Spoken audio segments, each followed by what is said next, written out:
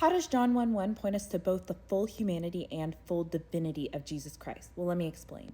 John 1:1 says, "In the beginning was the Word, and the Word was with God, and the Word was God." The Greek word that is used here is logos, which can also be translated as logic or reason. This verse comes as an introduction to Jesus, so it is clearly stating that Jesus is this word or this logos. Jesus is the logic or the reason that was with God the whole time. Jesus is the logic and reason on which the world was founded.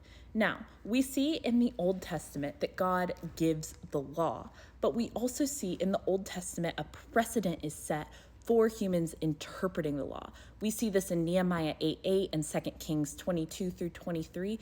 God gives us the law as a partnership. He is guiding us, and he gives us the ability to understand and interpret it and explain it to others clearly.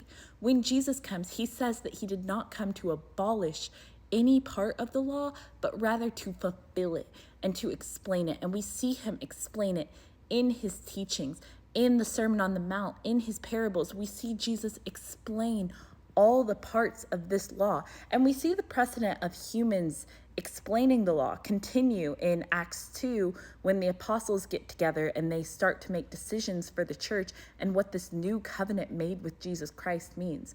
We also see Jesus fulfill covenants of the Old Testament. For example, in Genesis 15, God has Abraham cut all of the animals in half in order to form a covenant with him that Abraham will have many descendants. And God goes through these cut in half animals alone, sealing the covenant, and God saying, I will take on all of the wrath, all of the punishment, should either one of us not fulfill either side of this covenant. God didn't make a mistake. Abraham and all of his descendants did. And God took on the punishment by sending his only son to die. So in that we see that Jesus is fully human, but the logic of Jesus explaining the law shows his full humanity, because although God gives the law and Jesus was there as a part of giving the law, when he comes to the world as the logic and reason of this world, we see him explain the law, and that requires taking on the human part as well. And we see God take on the punishment for humanity as promised earlier, showing full deity of Jesus Christ, but we also see Jesus take on a human role.